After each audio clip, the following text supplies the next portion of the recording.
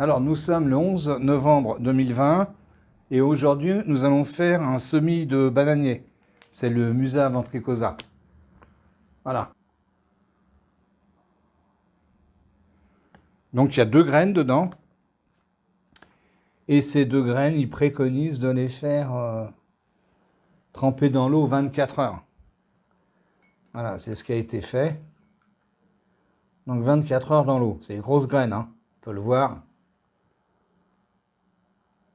Ensuite, le terreau. Alors, c'est un terreau spécial semis. Beaucoup de gens nous demandent ce qu'ils doivent prendre pour jardiner. Quand on fait des semis, on achète du terreau spécial semis. Il n'y a pas à aller chercher midi à 14 heures. Si vous faites vous-même votre terreau, bon, ça ne pose pas de problème. Mais si, comme nous, vous ne le faites pas, achetez du terreau spécial semis quand vous faites vos semis. Spécial semis et repiquage. Donc, vous ne pouvez pas vous tromper, hein, c'est de l'excellente qualité. Alors, pour notre semis, alors, les yaourts qu'on mange sont recyclés, hein. Un petit trou au fond pour laisser passer l'eau, et ça va nous servir de contenant. Parce qu'il n'y a pas besoin, quand vous faites un semis, d'avoir de très gros contenants. Vous utilisez du terreau pour rien. Donc, on prend un contenant comme celui-ci, c'est à peu près le contenant de nos plaques de culture de vin.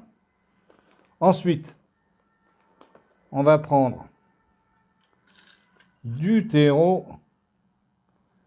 Voilà. On le tasse légèrement. Sur le pot, on a marqué que c'est un bananier. Et la date. Alors, je me mets en condition, hein, chez vous. Hein, vous pouvez prendre deux assiettes. Une où vous allez mettre le terreau. Vous en prenez une autre après pour arroser. Sans ça, vous allez en foutre partout. Alors ça, c'est pareil. Hein, c'est ma petite bouteille qui remplace l'arrosoir.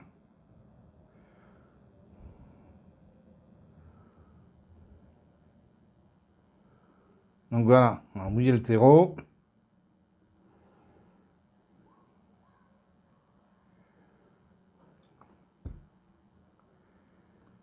Alors c'est très important que ce soit bien mouillé la première fois.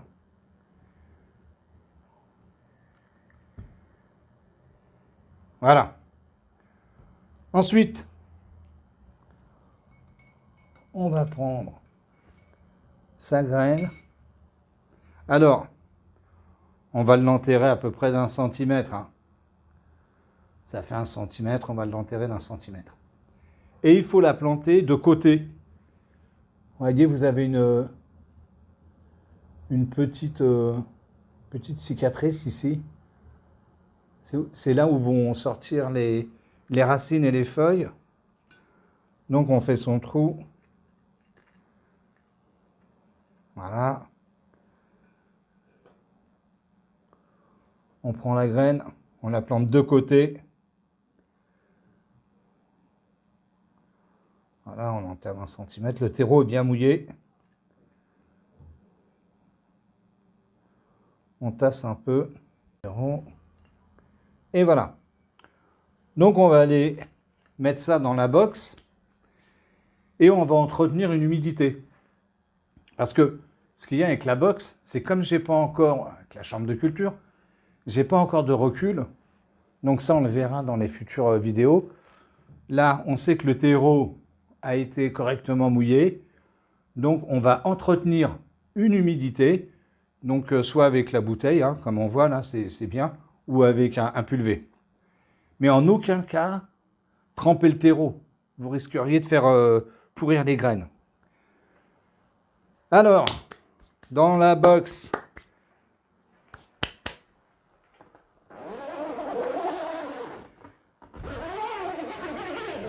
voilà, on l'ouvre.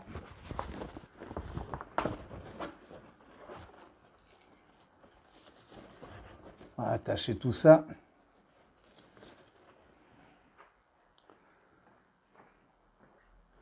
Alors, lors du montage, je me suis trompé.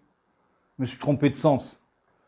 C'est-à-dire que le filtre à charbon qui était là, je l'ai mis ici à droite. Donc vous avez les ailettes du ventilo qui vont aspirer, donc l'air monte comme ça, passe par le filtre, et là où il y avait le ventilo, le filtre, la sortie se fait en haut au niveau du toit. Ça fait comme une hotte de cuisine. Alors le taux d'humidité en serre ne doit pas dépasser 75%. Donc là on va voir à combien on arrive à avoir de taux d'humidité. Si vous avez un taux d'humidité trop important, vous allez faire pourrir vos plantes. Donc c'est super important. Donc voici nos 2 bananiers. Et c'est parti pour la culture.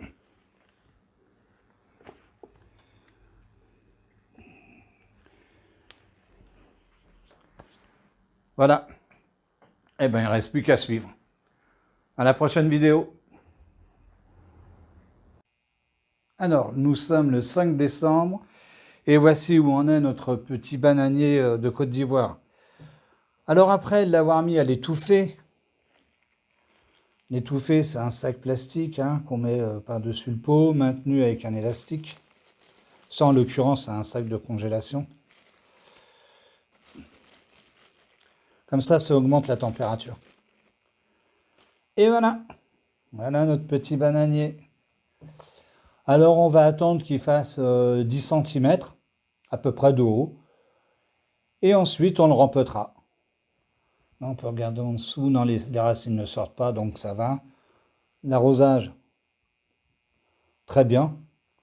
C'est encore bien humide.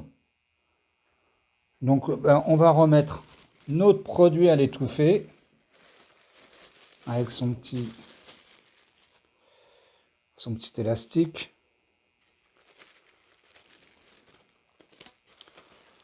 Voilà, une serre dans une serre.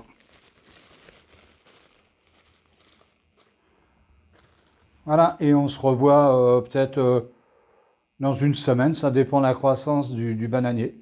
Voilà, à la prochaine vidéo. Alors, nous sommes le 13-12-2020 et voici où en est notre bananier. Alors, je vous rappelle, on l'a émis à l'étouffer. Un sac plastique dessus, un petit élastique autour. Et sur les 2 graines, il n'y en a qu'une qui a germé. J'attends l'autre, là je verrai. Pour l'instant, il n'y a rien. Peut-être qu'elle n'est pas viable. Mais bon, même s'il n'y en a qu'un sur 2 et que celui-ci arrive à nous donner une jolie plante verte, ça fait 4,50 € le bananier. C'est pas excessif. Alors, ce qu'on fait aujourd'hui, on va mettre donc notre bananier dans un pot de 2 litres. Alors, comme d'habitude, du terreau de qualité, spécial plante verte. Là, on va y incorporer de l'engrais. Et on est parti. Parce que le terreau de qualité, c'est primordial. Est-ce que j'ai été généreux ou trop? Et voilà. Voilà. Après. Alors j'ai pris un pot de 2 litres parce que normalement, voilà, ça devrait aller très vite là. Voilà, très bien.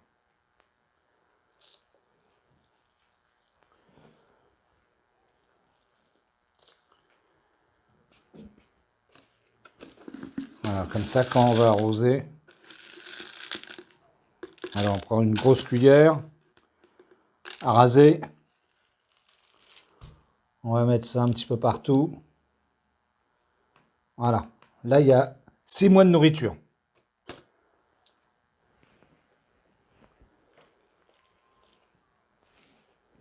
Alors, toujours un travail propre. Raté.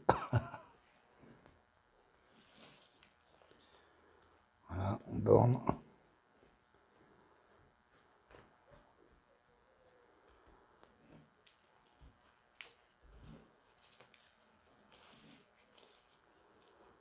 Voilà, on laisse un petit rebord pour l'eau. On arrose.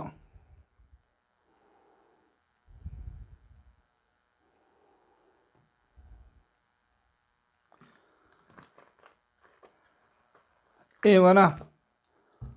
On va remettre tout ça au chaud dans la serre, le temps de faire un peu de place. Voilà, et on se revoit une fois que qu'il aura poussé. Voilà, merci. Alors, nous sommes le 26 décembre et voici où en est notre bananier de Côte d'Ivoire. Magnifique. C'est dommage qu'on n'a eu qu'une graine qui est poussée, sans ça on aurait eu 2 bananiers pour 4,50. Et ensuite, là, la lampe, elle est au maximum. Là, la tente fait que 1,60 m. Ça fait que au sol, jusqu'à là, on a 1,17 m. Et la puissance de la lampe est mise sur 45% de sa puissance. Et là, ça pousse. Alors, l'arrosage. Très important, l'arrosage. Alors, il vous faudra une soucoupe avec des billes d'argile. Alors, on arrose. S'il y a un excédent d'eau, c'est pas grave. Il va se retrouver dans la soucoupe. S'il n'y en a pas assez, on en remet de l'eau, ce qui va créer une hygrométrie et ça va empêcher vos plantes d'avoir, vous voyez, voilà, l'extrémité des feuilles qui sèchent. Parce que c'est des plantes qui vivent dans des pays où l'hygrométrie est quand même relativement assez forte. Donc nous, comme on est dans des climats secs, il faut mettre de l'eau pour créer une hygrométrie. Ensuite, l'arrosage. Alors l'arrosage, on va arroser copieusement et on va laisser sécher. C'est-à-dire que si vous arrosez correctement, une fois par semaine, c'est largement suffisant.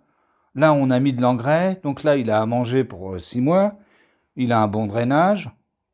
Quand vous arrosez toujours avec de l'eau à température ambiante. N'allez pas mettre de l'eau glacée sur les racines. Ensuite, pour l'engrais, une fois que ça aura cessé de son efficacité, vous remettez de l'engrais à partir du mois de mars et vous lui mettez de l'engrais liquide si vous en avez, un arrosage sur 2. Sans ça, vous remettez de l'engrais à dissolution lente sur une durée d'action de 6 ou 3 mois, comme vous voulez. Ensuite, il va falloir éviter de le tenir en courant d'air. Parce que là, on est en plein mois de janvier. Si vous ouvrez les fenêtres, là, il est à côté, il est mort. Et dans une pièce avec une bonne température, comme là, 20 degrés, ça va. Ensuite, il va falloir, nous sommes en hiver, le rapprocher de la fenêtre pour qu'il ait un maximum de luminosité. Comme toutes les plantes, en hiver, on les rapproche de la fenêtre. Et quand c'est les beaux jours, on peut les espacer un petit peu plus. Que dire ? Arrosage, engrais, terreau, pour le rempotage. Là, on voit... Non, ça va. Là, les racines ne se voient pas encore. Si, ça commence. Voilà, ça commence juste là.